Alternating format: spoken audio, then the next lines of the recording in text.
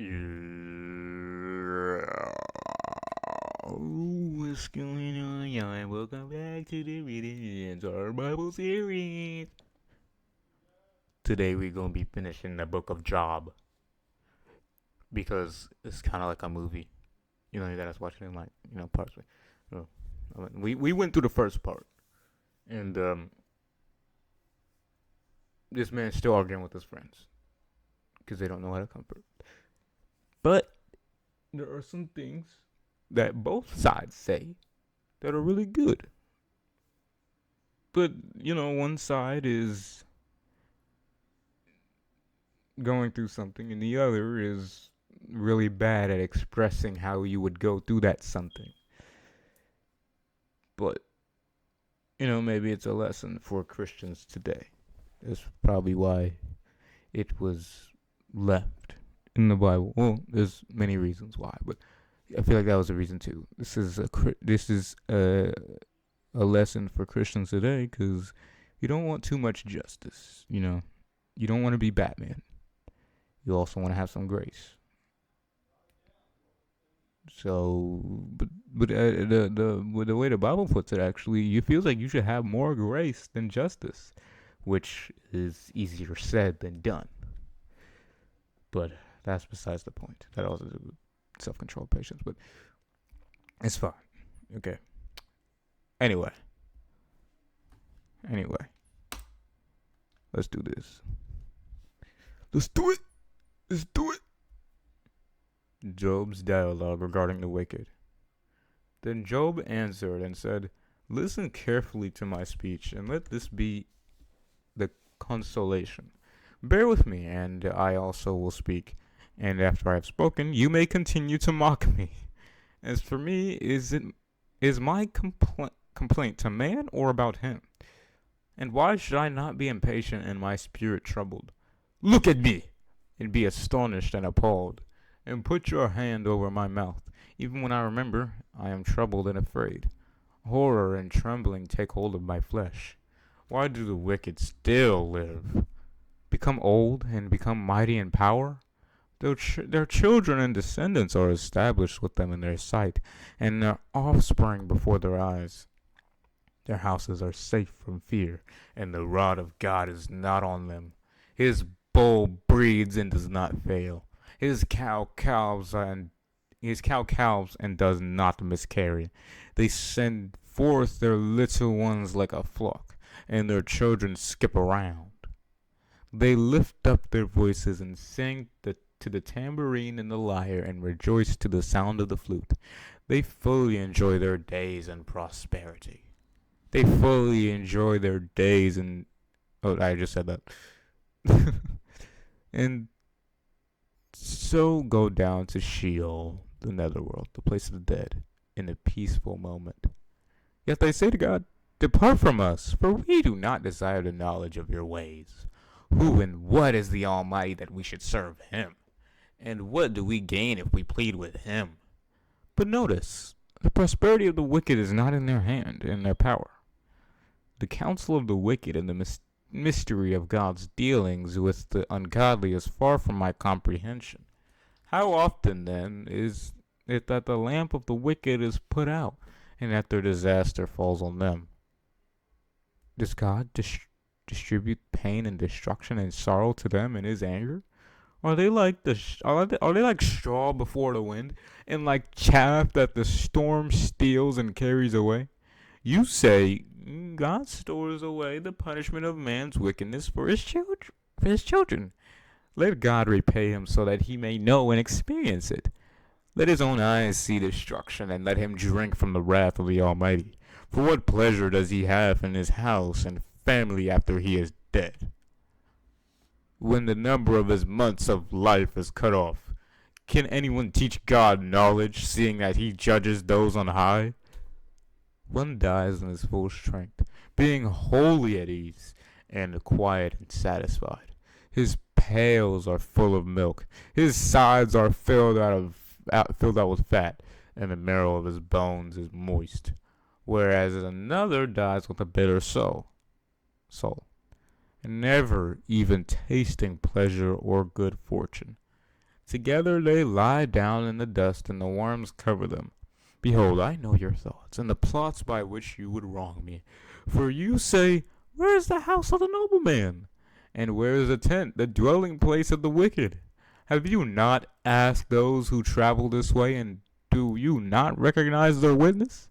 That evil men are now reserved for the day of disaster and destruction.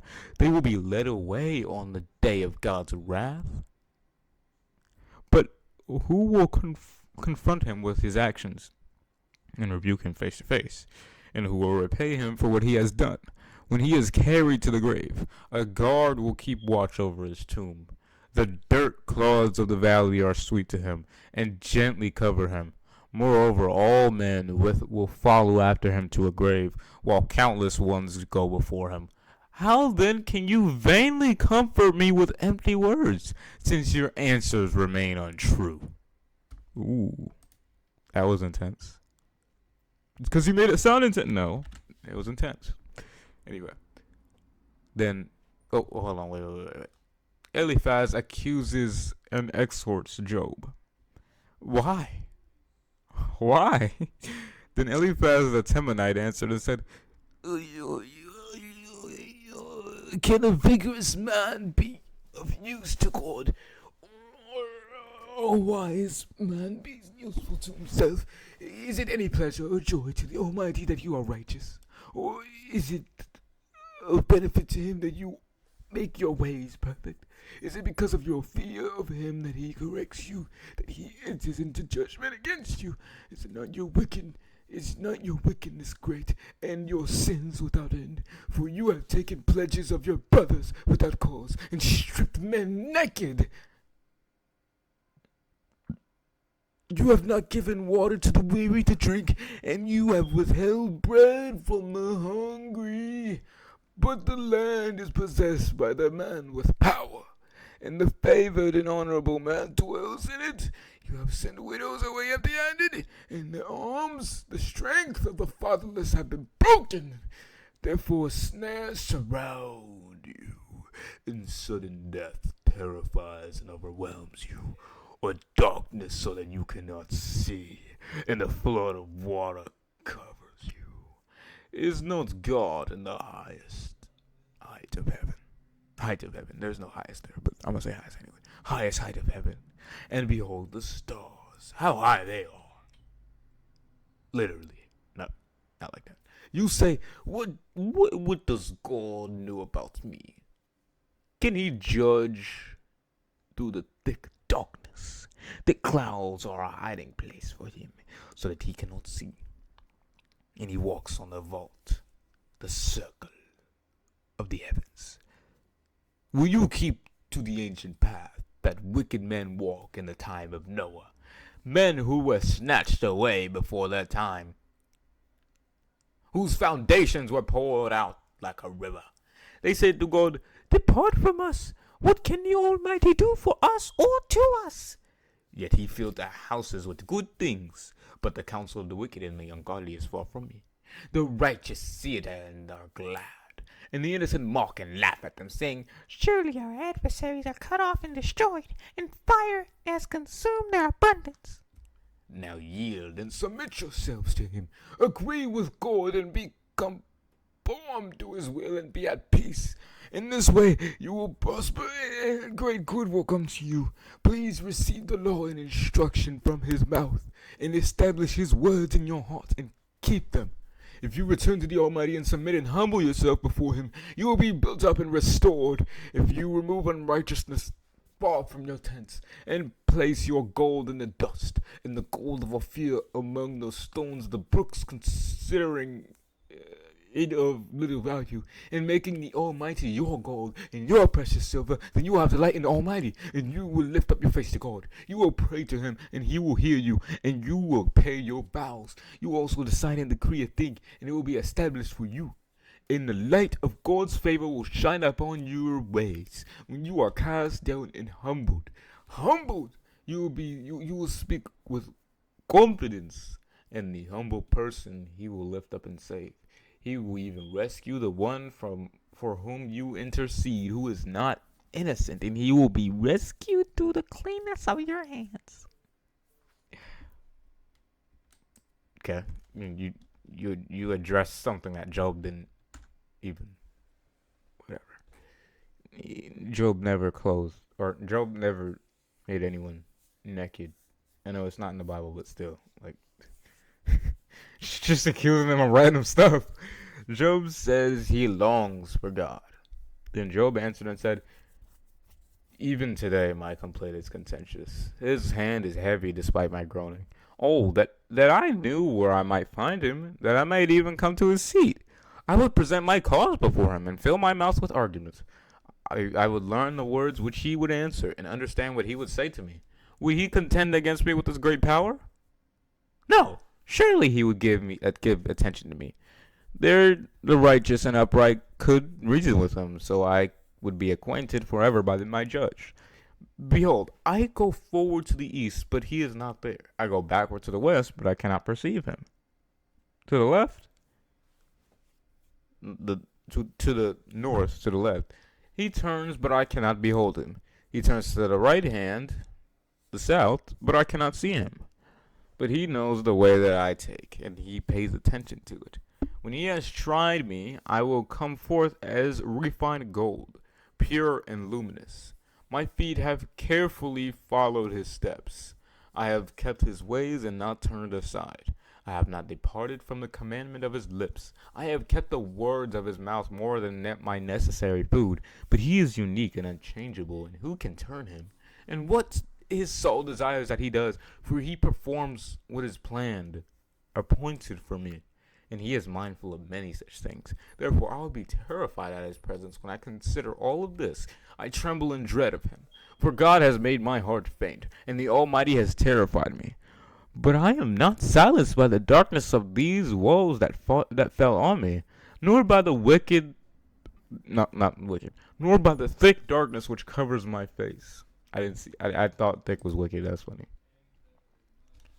Job says God seems to ignore wrongs.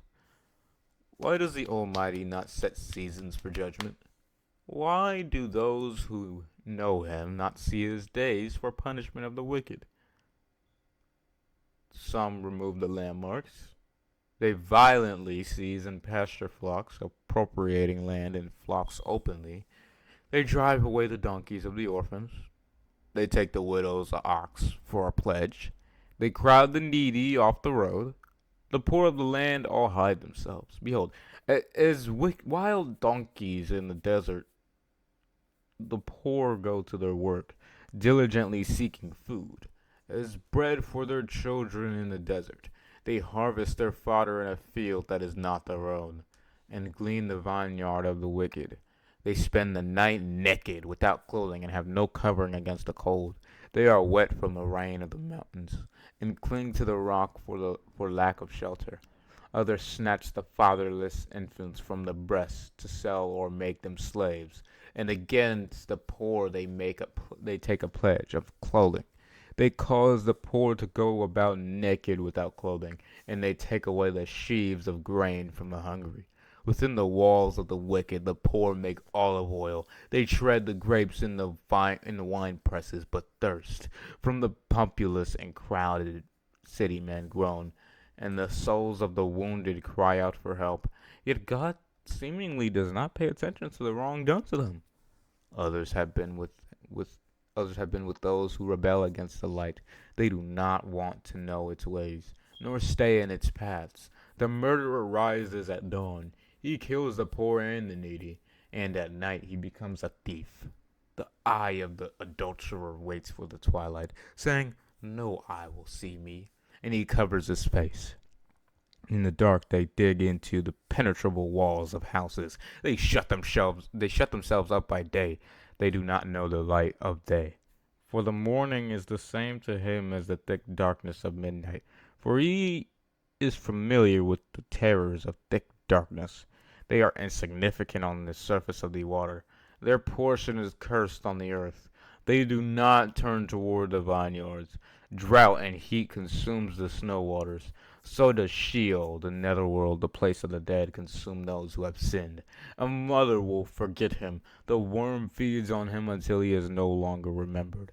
And wickedness will be broken like a tree which cannot be restored. He preys on the barren, childless woman, and does no good for the widow. Yet God draws away the mighty by his power. He rises, but no one has assurance of life. God gives them security, and they are supported, and his eyes are on their ways. They are exalted for a little while, and then they are gone. Moreover, they are brought low, and like everything, they are gathered up and taken out of the way. Even like the heads of grain, they are cut off. And if this is not so, who can prove me a liar and make my speech worthless? That's a bold question. Bildad says man is inferior. Then Bildad the Shuhite answered and said, what voice should I give this guy? Yo, dominion and all belong to God, man. He establishes peace and order. Okay, I can't do that. I literally can't do that. he establishes peace and order in his high places, man. Is there any number to his vast celestial armies, and upon whom does his light not rise? How then can man be justified and righteous with God? Or how can he who is born of a woman be pure and clean? Behold, even the moon has no brightness compared to God's majesty and glory, and the stars are not pure in his sight. How much less man than maggot, and the son of man than worm? Why is your thing like 6 verses? Your responses, whatever.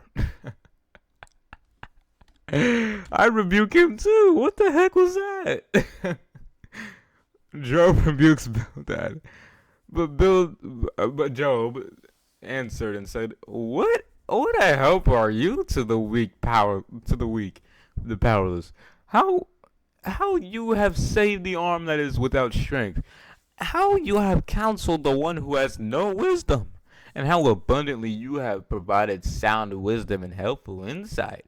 To whom have you uttered these words, and whose spirit inspired what came forth from you?" Sounded like he was being sarcastic. The greatness of God. The spirits of the dead tremble underneath the waters and their inhabitants. Sheol, the nether world, the place of the dead, is naked before God, and Abaddon, the place of destruction, has no covering from his eyes. Is he talking about the same place? Maybe the lake of fire wasn't a concept yet, so I don't know what he means, but maybe he's just talking about the same thing. I don't know. But I know that the lake of fire, that wasn't a concept for them yet. I mean, it always existed, but still, like, it wasn't a concept yet. Sheol was, though. It is he who spreads out the north over emptiness, and hangs the earth on nothing. He wraps the waters in his clouds, which otherwise would spill on earth all at once, and the cloud does not burst under them. He covers the face of the full moon and spreads his cloud over it. He has inscribed a circular limit, the horizon, on the face of the waters and the boundary between light and darkness. The pillars of the heavens tremble and are terrified at his rebuke. He stirred up the sea by his power, and by his understanding he smashed proud Rahab. By his breath the heavens are cleared. His hands has pierced the swiftly fleeing serpent. Yet these are just the fringes of his ways, merely samples of his power, the faintest whisper of his voice. Who can contemplate the thunder of his full mighty power? Job reveals a remarkable understanding of God's power in his amazing universe. True. Job affirms his righteousness. Job continued his discourse and said, "As God lives, who has taken away my right and denied me justice, and the Almighty who has caused bitterness and grief for my soul. As long as my life is within me, and the breath of God is still in my nostrils, my lips will not speak unjustly, nor will my tongue utter deceit. Far be it from me that I should admit you are right in your accusations against me. Until I die, I will not remove my integrity from me. I hold fast to my uprightness and my right standing with God, and I will not let them go. My heart does not reproach me for any of my days. The state of the godless. May my enemy be as the wicked, and he who rises up against me be as the unrighteous, the unjust. For what is the hope of the godless, even though he has gained in this world? When God takes his life, will God hear his cry? When trouble and distress come upon him, will he take delight in the Almighty? Will he call on God at all times? I will search you regarding the power of God. I will not conceal what is with the Almighty, God's actual treatment of the wicked. Behold, all of you have seen it. Why then do you act vainly and foolishly, cherishing worthless concepts? This which I am about to explain is the portion of a wicked man from God, and the inheritance which tyrants and oppressors receive from the Almighty. Though his children are many, they are destined for the sword, and his descendants will not have sufficient bread. Those who survive will be buried because of the plague, and their widows will not be able to weep. Though he heaps up silver like dust and piles up clothing like clay, he may prepare it, but the just will wear it, and the innocent will divide the silver. He builds his house like a spider's web, like a temporary hut which a watchman makes. He lies down rich, but never will again. He opens his eyes, and it is gone. Terrors overtake him like a suddenly rising flood.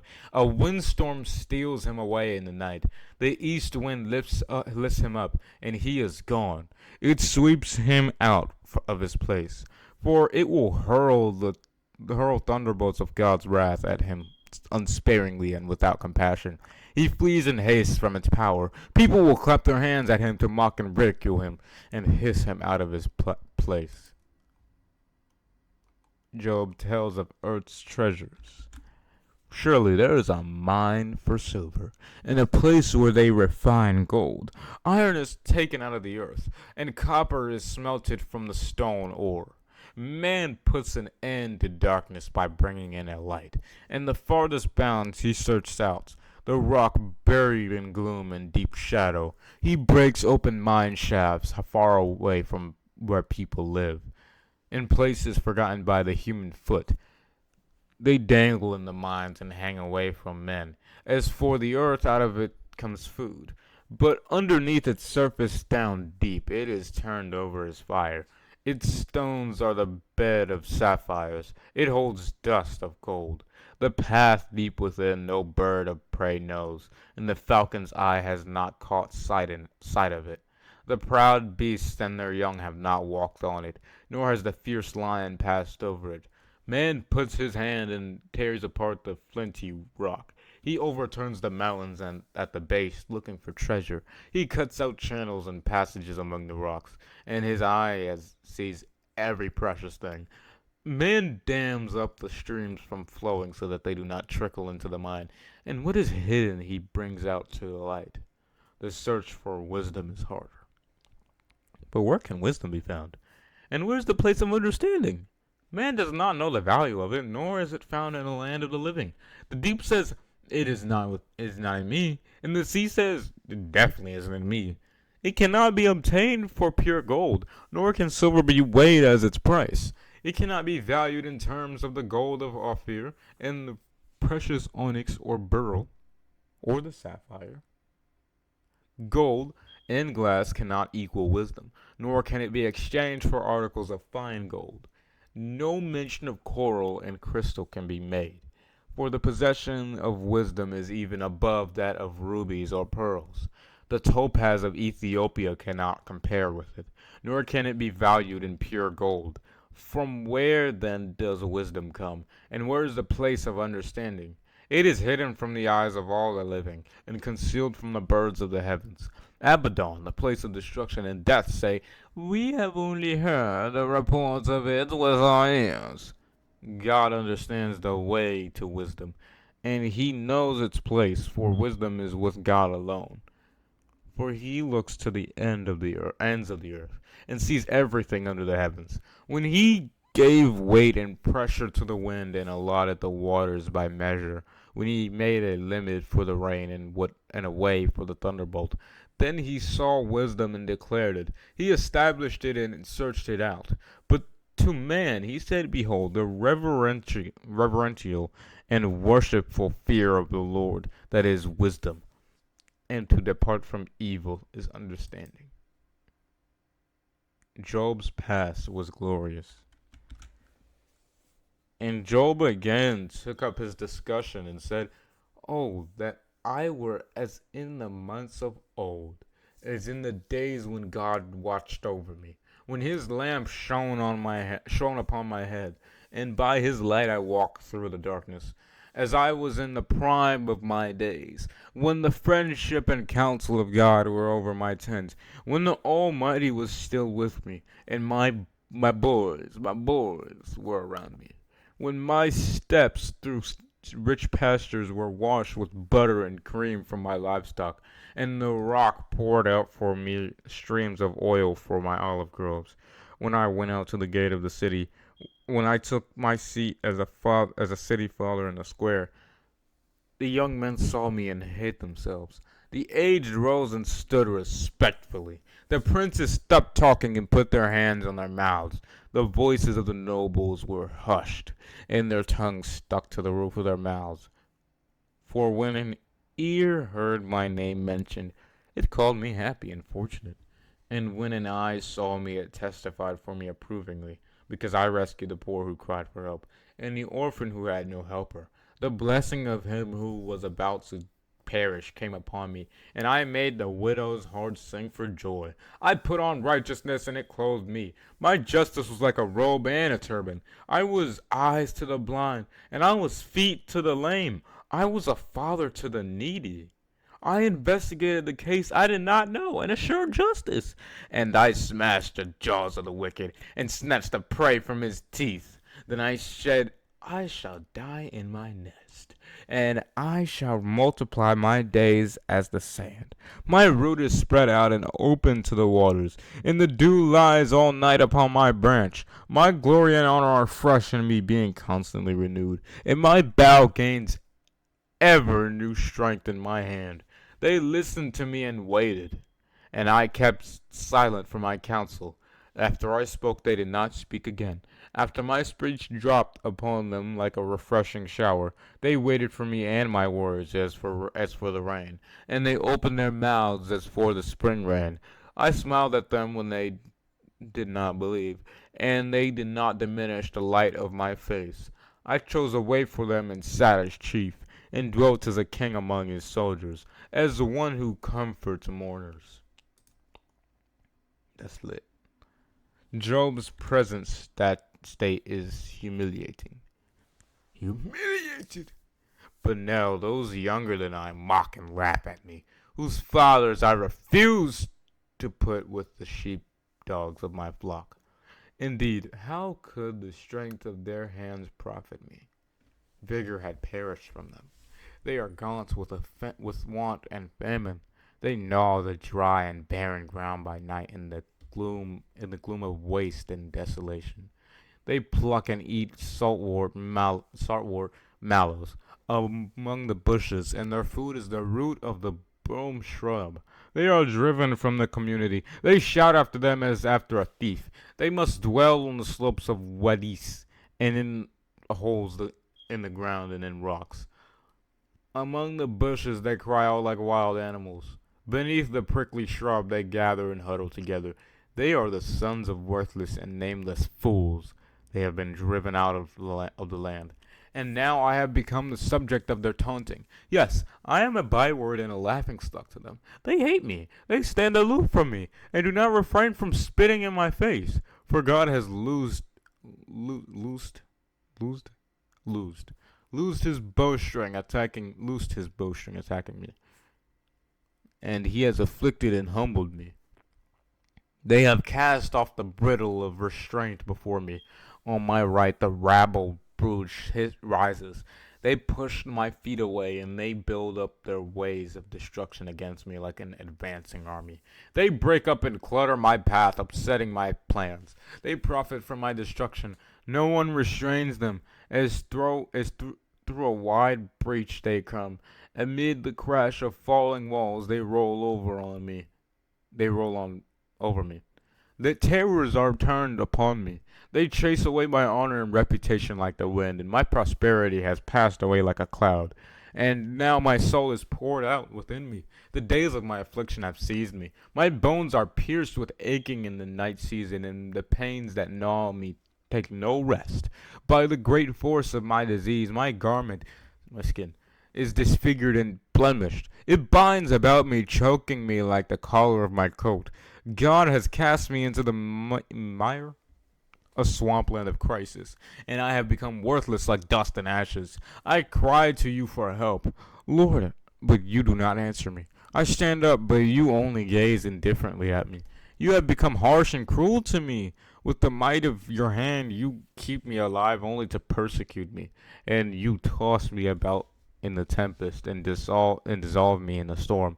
For I know that you will bring me to death in the house of meeting appointed for all the living. However, does not one falling in a heap of ruins stretch out his hand? Or in his disaster, will he not therefore cry out for help? Did I not weep for one whose life was hard and filled with trouble? Was not my heart grieved for the needy? When I expected good, then came evil to me, and when I waited for light, then came darkness. I am seething within, and my heart is troubled and cannot rest. Days of affliction come to me. I go about mourning with comfort, so my skin blackened by disease, not by the heat of the sun. I stand up in the assembly and cry out for help. I am a brother to howling jackals, and a companion to ostriches which scream dismally. My skin falls from me in blackened flakes, and my bones are burned with fever. Therefore my lyre, my harp, is used for the sound of mourning, and my flute for the sound of the voices of those who weep. Hmm? Job asserts his integrity. He's still going. I have made a covenant, an agreement with my eyes. How then could I gaze lustfully at a virgin? For what is the portion I would have from God above, and what heritage from the Almighty on high? Does not tragedy fall justly on the unjust, and disaster to those who work wickedness? Does not God see my ways and count all my steps? If I have walked with falsehood, or if my foot has chased after deceit, oh, let him weigh me with accurate scales, and let God know my integrity. If my step has turned away from the way of God, or if my heart has covetously followed my eyes, or if any spot of guilt has stained my hands, then let me plant and let another eat, from the results of my labor, and let my crops be uprooted and ruined. If my heart has been enticed and I was made a fool by a woman, or if I have covetously lurked at my neighbor's door until his departure, let my wife grind a meal like a bond slave for another man, and let others kneel down over her. For adultery is a heinous and lustful crime. Moreover, it would be a sin punishable by the judges. For it is a fire which consumes to Abaddon, the destruction, ruin, final torment. Okay, so it's talking. Well, you know what? I already stressed that. An illicit passion would burn and rage and uproot all my life's increase, destroying everything. If I have despised and rejected the claim of my male or female servants, when they filed a complaint against me, what then could I do when God arises to judge me? When he calls me to account, what will I answer him? Did not he who made me in the womb make my servant? And did not the same one fashion us both in the womb? If I have withheld from the poor what they desired, or have caused the eyes of the widow to look in vain for relief, or have eaten my morsel of food alone, and did not share it with the orphan. But from my youth the orphan grew up with me as with the father, and from my mother's womb I have been the widow's God. Or if I have seen anyone perish for lack of clothing, or any poor person without covering, if his loins have not thanked and blessed me for clothing them, and if he was not warmed with the fleece of my sheep, if I have lifted my hand against the orphan, because I saw that the judges would be my help at the council gate, and my arm be broken. I skipped an entire line. Then let my shoulder fall away from its socket, and my arm be broken off at the elbow. For tragedy from God is a terror to me, and because of his majesty and exaltation I can do nothing nor endure facing him. If I have put my trust and confidence in gold, or have declared fine gold my hope and assurance, if I gloated and rejoiced because my wealth was great, and because my powerful hand alone had obtained so much, if I beheld the sun as an object of worship, when it shone, or the moon going in its splendor, and my heart became secretly enticed by them, and my hand threw a kiss from my mouth in respect to them, this also would have been a heinous sin calling for judgment, for I would have denied God above. Have I rejoiced at the destruction of the enemy who hated me, or exulted in malicious triumph when evil overtook him? No, I have not allowed my mouth to sin, by cursing my enemy and asking for his life. I assure you, the men of my tent have said, who can find one in need who has not been satisfied with his meat? The stranger has not lodged in the streets, because I have opened my door to the traveler. Have I concealed my transgressions like Adam or like other men by hiding my weakness in my bosom? Because I feared the great multitude and the contempt of families terrified me, so that I kept silence and did not acknowledge my sin and did not go out of the door. Oh, that I had one to listen to me. Look here. Look, here is my signature. Mark. Let the Almighty answer me. Let my adversary write out his I think that's that's indictment, and put his vague accusations in tangible form. Surely, I would proudly bear it on my shoulder and bind the scroll around my head like a crown. I would count to him the number of my steps with every detail of my life, approaching his presence as if I were a prince. For if my land has cried out against me, and its furrows weep together, if I have eaten its fruits without paying for them, or have caused its rightful owners to lose their lives, let thorns grow instead of wheat, and stinkweed and cockleburrs instead of barley. So the words of Job with his friends are finished. Wow. Oh, never mind. It's not over. Elihu rebukes Job. Oh no, it is over. Okay.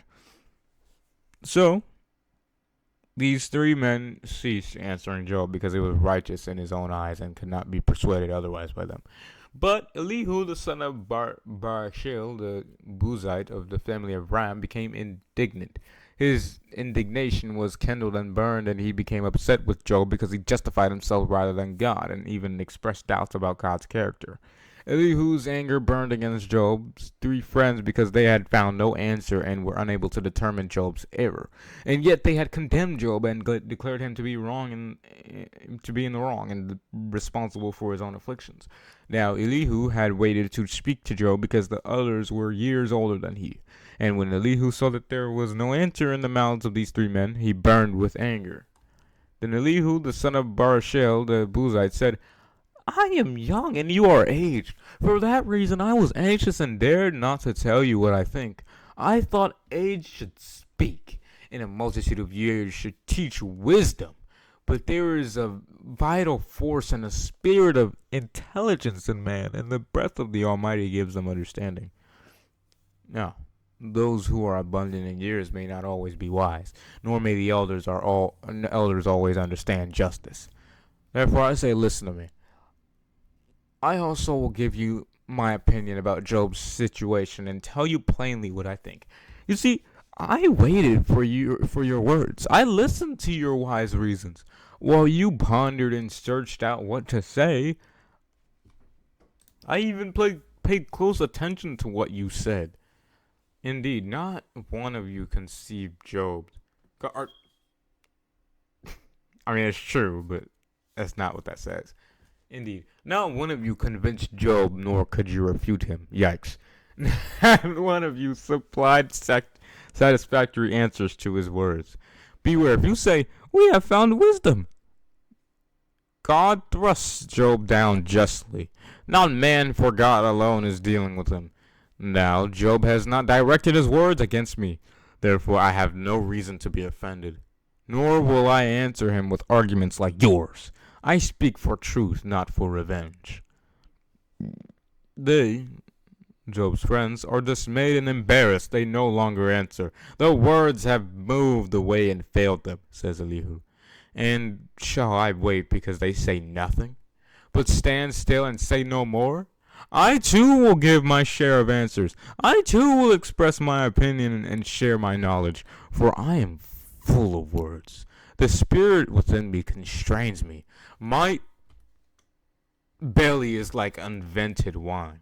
Like new wineskins, it is about to burst. I must speak so that I may get relief. I will open my lips and answer. I will not, I warn you, be partial to any man. That is, let my respect for you mitigate what I say, nor flatter any man. For I do not know how to flatter in an appropriate way, and I fear that my Maker would soon take me away. That rhymed. Elihu claims to speak for God. However, Job, please listen to my words, and pay attention to everything that I say. Behold, I have opened my mouth to begin my speech. My tongue and my mouth is going to speak. My words will express the uprightness of my heart, and my lips will speak what they know with utter sincerity. Okay, you doing all this hyping up, you better refute the mess out of what Job just said about God's character. Because he's saying God is unjust. Well, at least that's what I got from it.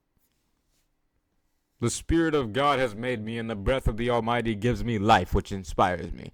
Answer me if you can. See, set yourselves before me. Take your stand. Behold, I belong to God like you.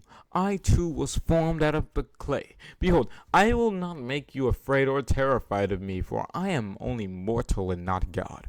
Nor should any pressure from me weigh heavily upon you. Surely you have spoken in my hearing, and I have heard the sound of your words, saying, I am pure without transgression. I am innocent, and there is no guilt in me. Behold, God finds pretext against me. He counts me as his enemy. He puts my feet in the stocks to hinder and humiliate me. He suspiciously watches all my paths, you say. Look, let me answer you in this: you are not right or just, for God is greater and far superior to man. Why do you complain against him? That he does not answer you with all his doings? For God speaks once, and even twice, yet no one notices it, including you, Job. In a dream, a vision of the night, one may hear God's voice. When deep sleep falls on men, while slumbering upon the bed, then he opens to the ears of men, and seals their instruction, that he may turn man aside from his conduct, and keep him from pride. He holds back his soul from the pit of destruction, and his life from passing over into Sheol. Man is also disciplined with pain on his bed, and with unceasing complaint in his bones, so that his life makes him loathe food, and his soul loathe even his favored dishes. His flesh is so wasted away that it cannot be seen, and his bones which were not seen now stick out. Then his soul draws near to the pit of destruction, and his life to those who bring death, the destroyers.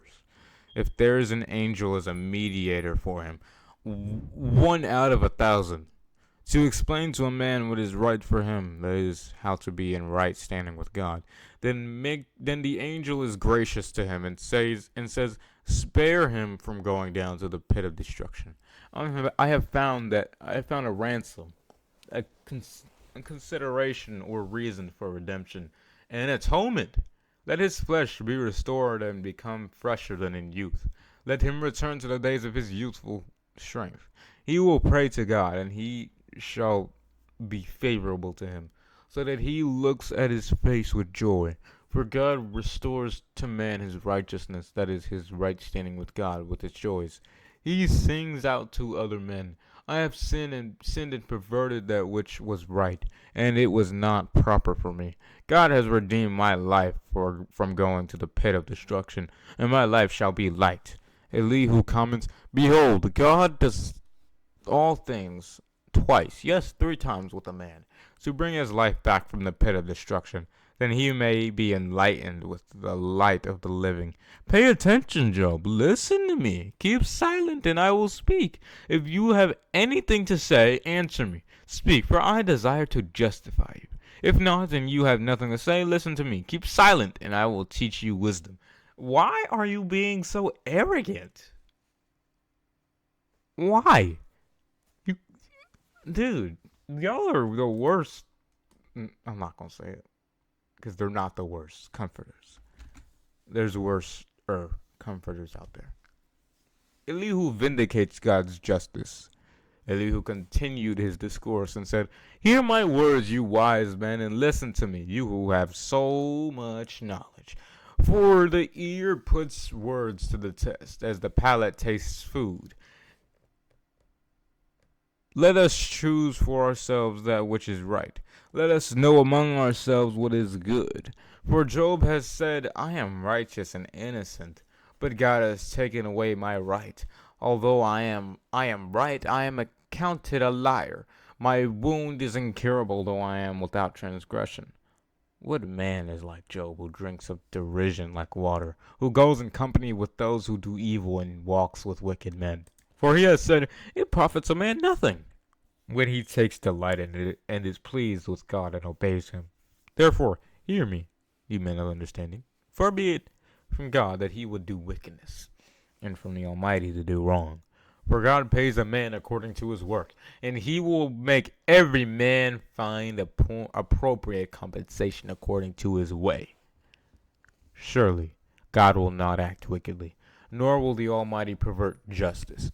Who put God in charge over the earth, and who has laid on him the whole world? If God should determine to do so, if he should gather to himself, that is, withdraw from man his life-giving spirit and his breath, all flesh would perish together. A man would return to dust. If you now have understanding, hear this. Listen to the sound of my words. Shall one who hates justice and is an enemy of right govern? And will you condemn him who is just and mighty?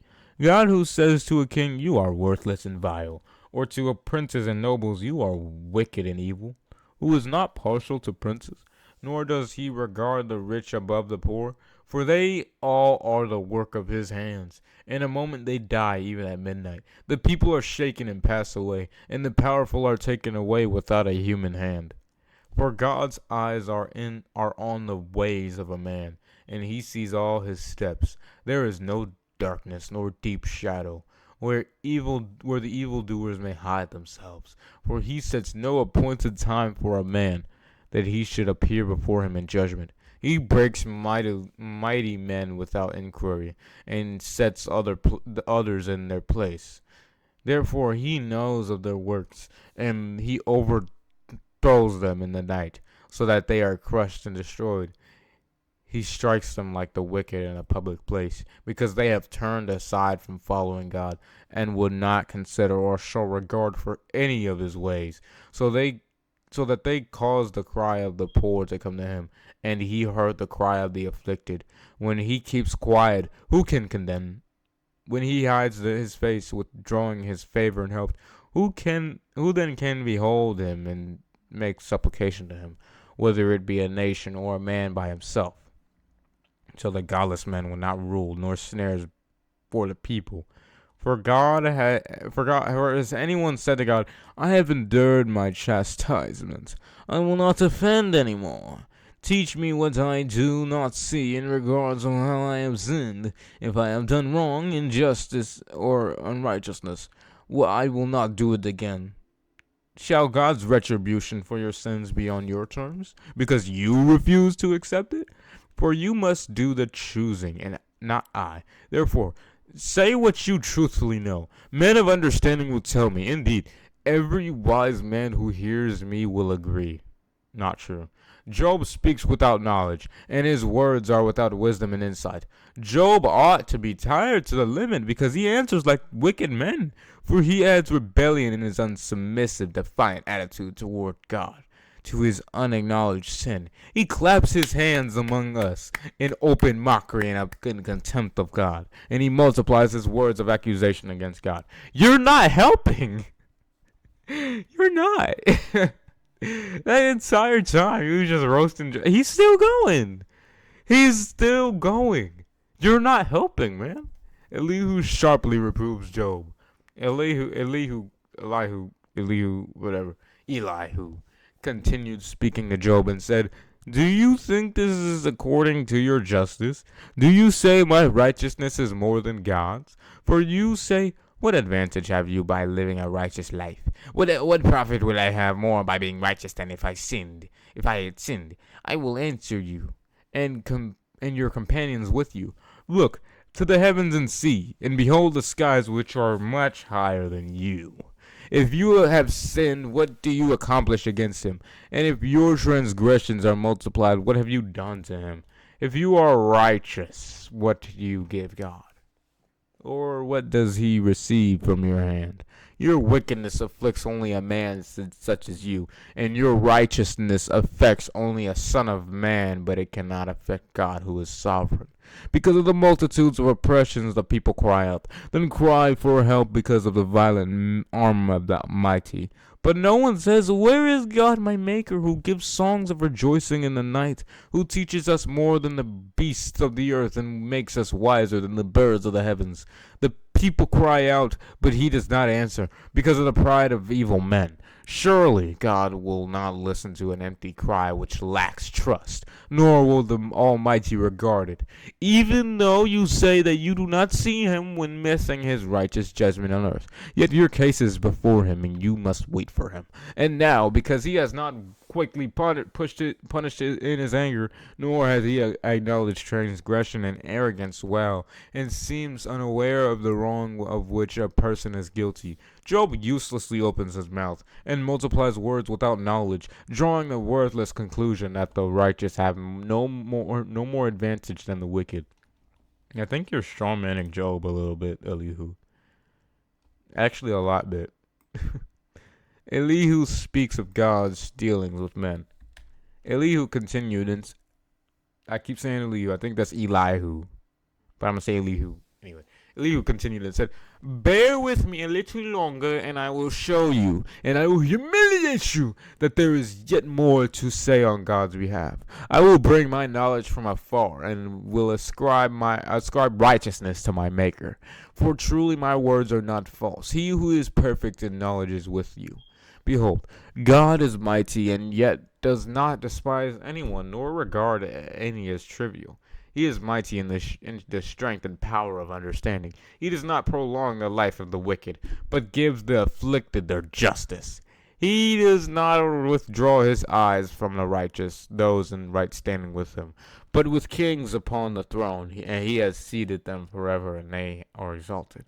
And if they are bound in bounds of adversity, and held by cords of affliction, then he declares to them the true character of their deeds and their transgressions, that they have acted arrogantly with presumption and notions of self-sufficiency. He opens their ears to instruction and discipline, and commands that they return from evil.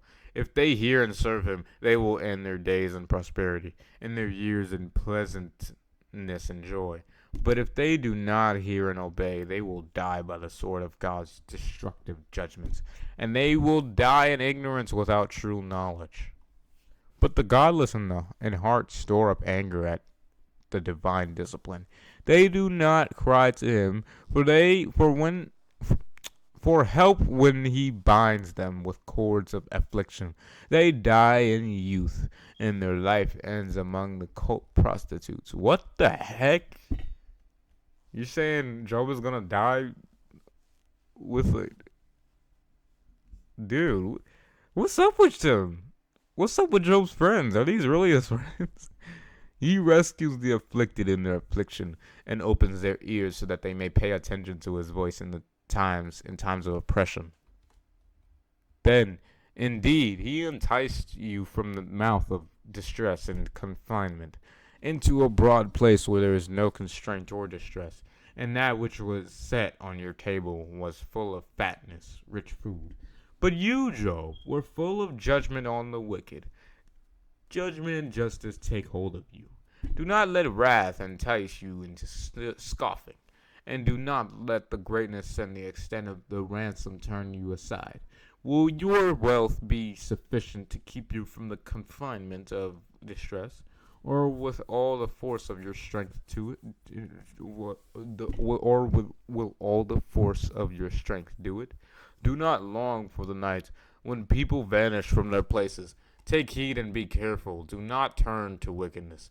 For you have chosen this, the vice of complaining against God rather than learning from affliction. Behold, God is exalted in his power. Who is a ruler or a teacher like him, who has appointed God his way, and who can say to him, you have done wrong? Remember that you should magnify God's work, of all of which men have sung. All men have seen God's work. Man looks at it from a distance. Behold, God is exalted, and we do not know him. The number of his years is unsearchable, for he draws up the drops of water. They distill rain from the midst which the clouds pour down. They drop abundantly upon mankind.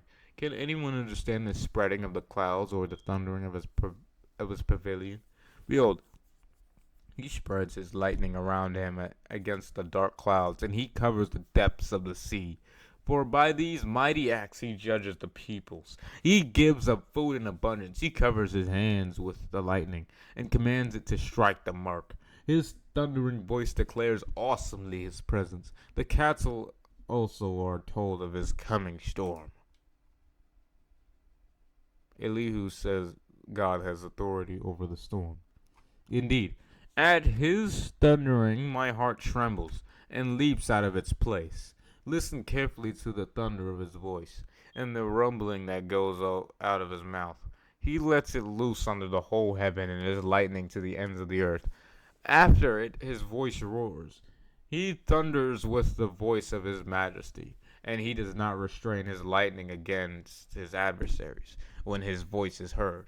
God thunders marvelously with his voice. He does great things which we cannot comprehend. For he says to the snow, fall on the earth, and he speaks to the showers and to the downpour of his mighty rains, be strong. God seals brings to a standstill, stops by severe weather, the hand of every man, that all men whom he has made may know his work, that is, his sovereign power and their subjection to it. Then the beast goes into its lair, and remains in its hiding place. Out of its chamber comes the storm, and the cold from the north wind. Ice is made by the breath of God, and the expanse of the waters is frozen. He loads the thick cloud with moisture. He disperses the cloud of his lightning. Its direction is turned around by his guidance, that it may do whatever he commands it, on the face of the inhabited earth, whether it be for correction, or for his earth generally, or for his mercy and loving kindness, he causes it to happen. Listen to this, Job. Stand still and consider the wonders of God. Do you know how God establishes and commands them, and makes the lightning of his storm cloud shine? Do you know about the layers of thick clouds, and how they are balanced and poised in the heavens? The wonderful works of him who is perfect in knowledge. You whose garments are hot, when he quiets the earth in sultry summer with the oppressive south wind, can you with him spread out the sky, strong as a molten iron? Tell us, Job, what words of man shall we say to such a being? We cannot state our case because of darkness, that is, our ignorance in the presence of the unsearchable God. So shall it be told him that I wish to speak? Or should a man say that he would be swallowed up and destroyed by God? Now, people cannot look at the light when it is bright in the skies without being blinded, when the wind has passed and cleared them. Out of the north comes golden splendor, and the people can hardly look on it. Around God is awesome splendor and majesty, far too glorious for man's eyes. The Almighty, we cannot find him. He is exalted in power, and he will not do violence to nor disregard justice and abundant righteousness. Men, therefore, fear him. He does not regard nor respect any who are wise in heart and their own understanding and conceit. God speaks now to Job. Then the Lord answered Job out of the whirlwind and said, Who is this that darkens counsel, questioning my authority and wisdom by words without knowledge? Now, gird up your loins.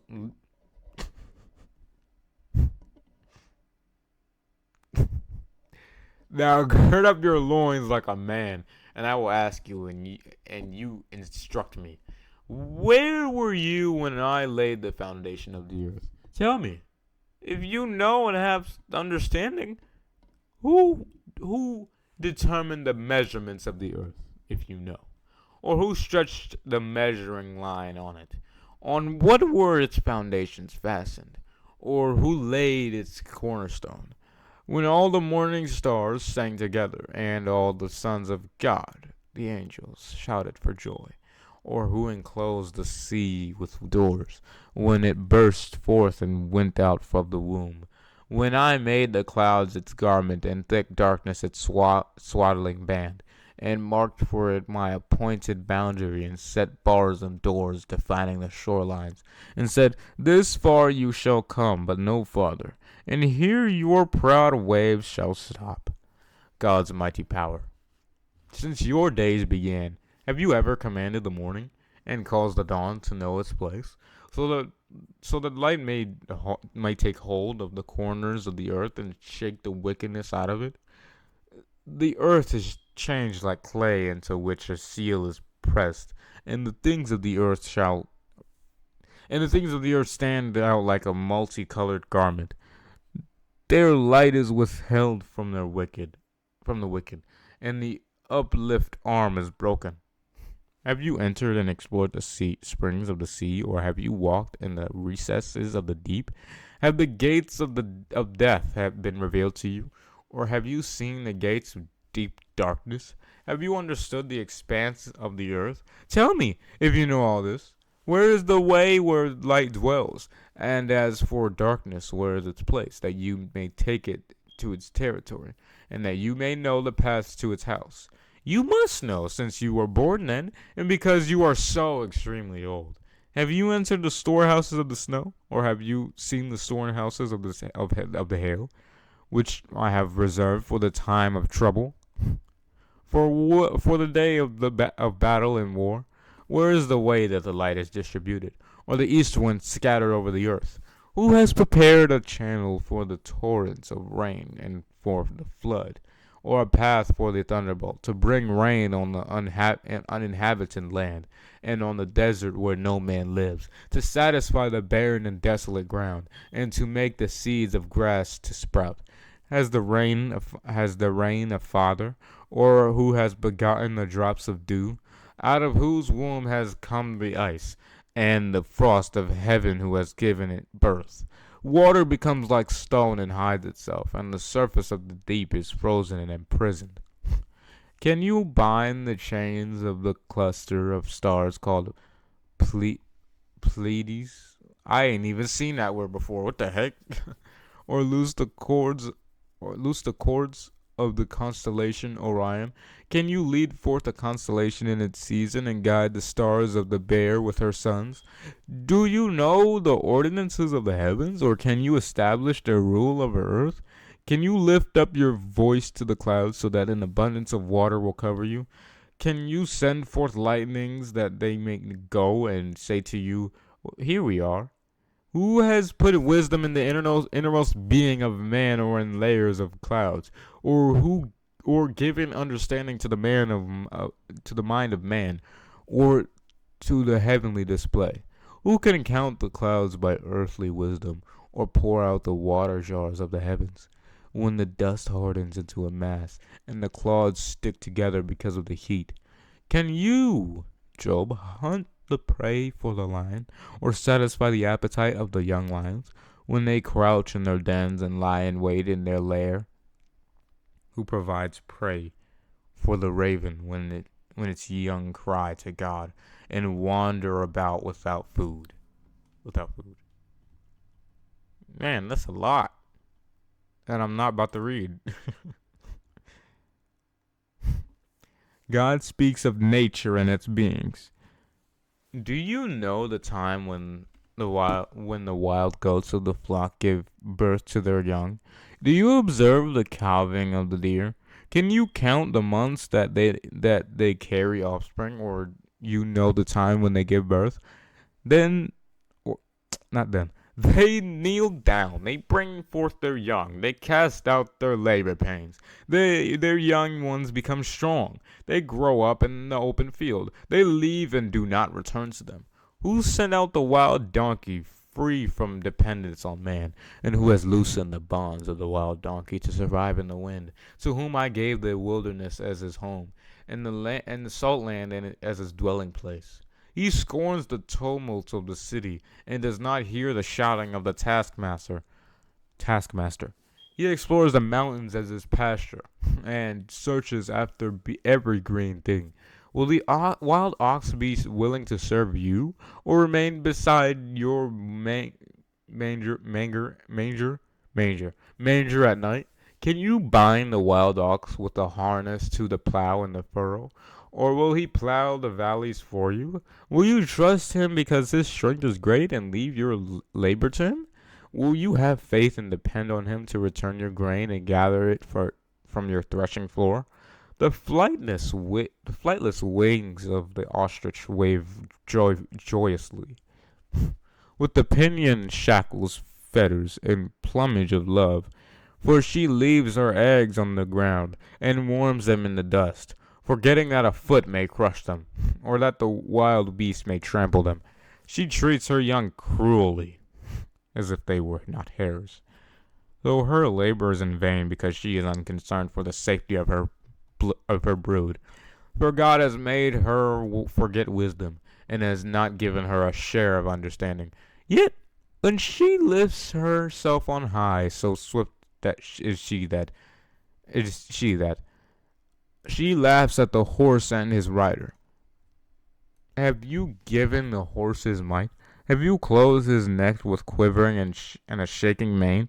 Have you, Job, made him heap like a locust? The majesty of his snoring nostrils is terrible. He paws in the valley and rejoices in his strength. He goes out to meet the weapons of armed men. He laughs at fear and is not dismayed, and in battle he does not turn back from the sword. The quiver rattles against him, as do the flashing spear and the lance of his rider. With fierceness and rage he races to devour the ground, and does not stand still at the sound of the war trumpet. And as often as the trumpet sounds, he says, "Aha!" And he smells the battle from far away, and senses the thunder of the captains and the war cry. Is it by your understanding that the hawk soars, stretches his wings toward the south as winter approaches? Is it at your command that the eagle mounts up and makes his nest on high and in an accessible place? On the cliff he dwells and remains securely upon the point of the rock and the inaccessible stronghold. For there he spies out the prey. His eyes see it from far away. His young ones suck up blood, and where the slain are, there he is. Job says, "What can I say?" Or Job, what can I say? Dude, he's still. I'm not gonna lie. If I was Job, I'd be like, "Bro, I get it, bro." I'd be kind of scared. No, he's still going. I don't know why I'm laughing. It's just like, I don't know. Whatever. Then the Lord said to Job, Will the fault finder contend with the Almighty? Let him who disputes with God answer it. Then Job replied to the Lord and said, I get it. Behold, I am of little importance and contemptible. What can I reply to you? I lay my hand on my mouth. I have spoken once, but I will not reply again. Indeed, twice I have answered, and I will add nothing further. God questions Job. Then the Lord answered Job out of the whirlwind, saying, Now, gird up your loins, prepare yourself like a man, and I will ask you, and you instruct me. Will you really annul my judgment and set it aside as void? Will you condemn me, your God, that you may appear to be righteous and justified? Have you an arm like God, and can you thunder with a voice like his? Adorn yourself with immense eminence and dignity, since you question the Almighty, and array yourself with honor and majesty. Pour out the overflowings of your wrath, and look at everyone who is proud and make him low. Look at everyone who is proud and humble, and if you are so able, tread down the wicked where they stand.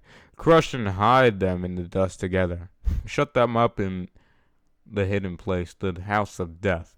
If you can do all this, Job, provide your divine power, then I, God, will also praise you and acknowledge that your own right hand can save you. God's power shown in creatures. Behold now, Behemoth, which I created as well as you, he eats grass like an ox. See now, his strength is in his loins, and his power is in his muscles and sinews of his belly. He sways his tail like a cedar. The tendons of his thighs are twisted and knit together like a rope. His bones are tubes of bronze. His limbs are like bars of iron. He is the first in magnitude and power of the works of God. Only he who made him can bring near his sword to master him. Surely the mountains bring him food, and all the wild animals play there. He lies down under lotus plants, in the hidden shelter of the reeds in the marsh. The lotus plants cover him with their shade. The willows of the brook surround him. If a river rages and overflows, he does not tremble. He is confident though the Jordan River swells and rushes against his mouth. Can anyone capture him when he is on watch, or pierce his nose with barbs to trap him? I guess the answer is no. God's power shown in creatures. Again, can you draw out Leviathan with a fish hook, or press down his tongue with a cord? Can you put a rope made of rushes into his mouth, or pierce his jaw with a hook? Will he make many supplications to you, begging to be spared, or will he speak soft words to you to coax you to treat him kindly? Will he make a covenant or an arrangement with you? Will you take him for your servant forever? Will you play with him as with a bird, or will you bind him and put him on a leash for your maidens? Will traders bargain over him? Will they divide him up among the merchants? Can you fill his skin with harpoons, or his head with fishing spears? Lay your hand on him. Remember the battle with him. You will not do such an ill-advised thing again. Behold, his assailant's hope and expectation of defeating Leviathan is false. Will not one be overwhelmed even at the sight of him? No one is fierce and foolhardy. Wait, what? I didn't think foolhardy would ever be used in a sentence. That he dares to stir up Leviathan? Who then is he who can stand before me, or who dares to contend with me, the beast's creator? Who has first given to me that I should repay him? Whatever is under the whole heaven is mine. Who can have a claim against me who made the unmastered beast? I will not keep silence concerning his limbs, nor his mighty strength, nor his orderly fame. Who can penetrate or strip off his outer armor? Who can come to his jaws with a double bridle? Who can open the jaws of his face? Around his open jaws and teeth there is terror. His strong scales are his pride, bound together as with a tight seal. One is so near to another that no air can come between them. They are joined one to another. They stick together and cannot be separated. His sneezes flash forth light, and his eyes are like the reddish eyelids of the dawn. Out of his mouth go burning torches. I lost where I was. Hold on. And sparks of fire leap out. Out of his nostrils smoke goes forth, as for a boiling pot, and as from burning all rushes, whatever. His breath kindles coals, and a flame goes forth from his mouth. In Leviathan's neck resides strength, and dismay and terror dance before him. The folds of his flesh are joined together, firm on him and immobile when he moves. His heart is as hard as stone, indeed, as solid as a lower millstone. When he raises himself up, the mighty are afraid. Because of the crashing, they are bewildered. The sword that reaches him cannot avail, nor does the spear, the dart, or the javelin. He considers iron as straw, bronze as rotten wood. The arrow cannot make him flee. Sling stones are treated as stubble by him. Clubs also are regarded as stubble. He laughs at the rushing and the rattling of the javelin. His underparts are like sharp pieces of broken pottery. He moves across and spreads out grooves like a threshing sledge on the muddy river marks. He makes the deep water boil like a pot. He makes the sea like a foaming pot of ointment. Behold him. He makes a shining wake.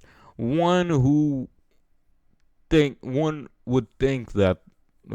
think the deep to be gray-haired with foam. Upon earth there is nothing like him, no equal exists. A creature made without fear. He looks on everything that is high without terror. He is monarch over all the sons of pride. And now, Job, who are you? Who does not dare to disturb the beast? Yet who dares resist me, the beast's creator? Everything under the heavens is mine.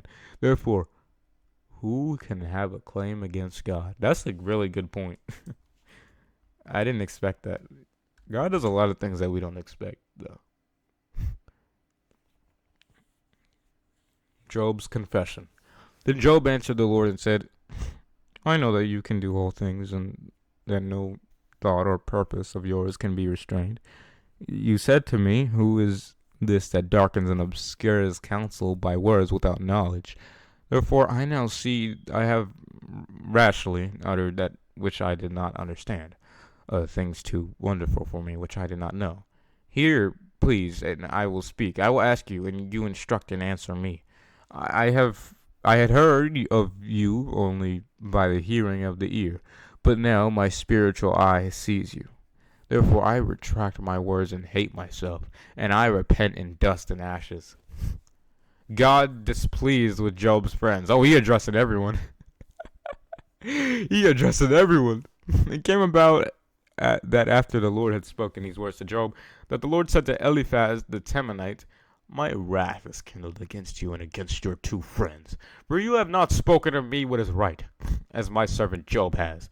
Now, therefore, take yourselves 7 bulls and 7 rams, and go to my servant Job, and offer up a burnt offering for yourselves, and my servant Job will pray for you. For I will accept him and his prayer, so that I may not deal with you according to your folly, because you have not spoken of me the thing that is right, as my servant Job has. So Eliphaz the Temanite, and Bildad the Shuhite, and Zophar the Naamathite went and did as the Lord told them. And the Lord accepted Job's prayer, chastising them like children. God restores Job's fortunes. The Lord restored the fortunes of Job when he prayed for his friends, and the Lord gave Job twice as much as he had before. Then all his brothers and sisters and all who had known him before came to him, and they ate bread with him in his house, and they consoled him and comforted him over all the distressing adversities that the Lord had brought on him. And each one gave him a piece of money, and each a ring of gold. And the Lord blessed the latter days of Job more than his beginning, for he had 14,000 sheep, 6,000 camels, 1,000 yoke of oxen, and 1,000 female donkeys. He had 7 sons and 3 daughters, and he called the name of the first daughter Jemima,